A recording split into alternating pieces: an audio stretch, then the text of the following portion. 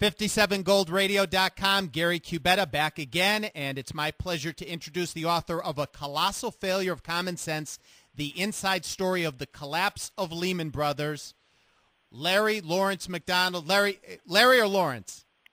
Larry's fine. Okay, Larry's fine. Larry, pleasure to have you with us.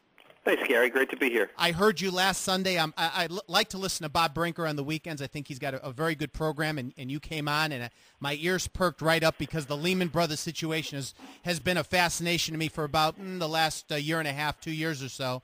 You worked with Lehman Brothers. What exactly was your role with the company? Well, I traded distressed bonds. So I traded corporate bonds of companies that are in trouble, companies like Delta Airlines at the time, Northwest Airlines, companies that were struggling. I traded their bonds. Now, Larry, I remember I graduated from college in the 80s, and I was considering going to work for Merrill Lynch, which would be similar to a corporation like Lehman or Goldman Sachs.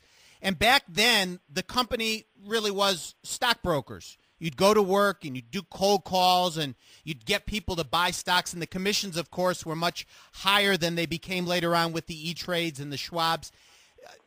I hear about Lehman all the time. I wonder, is that the kind of company, are those the type of transactions that are still done today, or have things evolved over time? Well, that's what makes this book, A Colossal Failure of Common Sense, such a treat, because it brings the reader inside of the investment bank. And when you go inside of Lehman Brothers, when you get under the hood, you'll see that it wasn't like a Merrill Lynch. We didn't have any stockbrokers. We didn't have a sales force.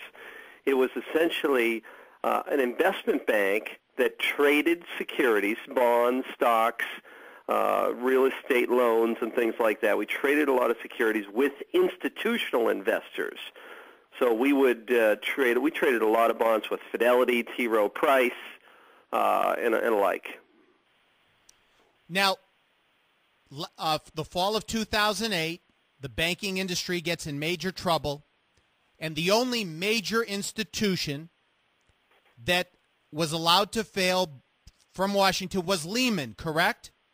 That's right. Major institution. Now, there's been a lot of controversy. People have said that because Hank Paulson was the CEO and made a fortune with Goldman Sachs and Lehman was a major competitor, that by design Lehman was allowed to fail since Paulson had the final real say on it. Do you believe that Paulson wanted Lehman to go down? Well, if you take one thing from this interview, remember these words. I mean, Hank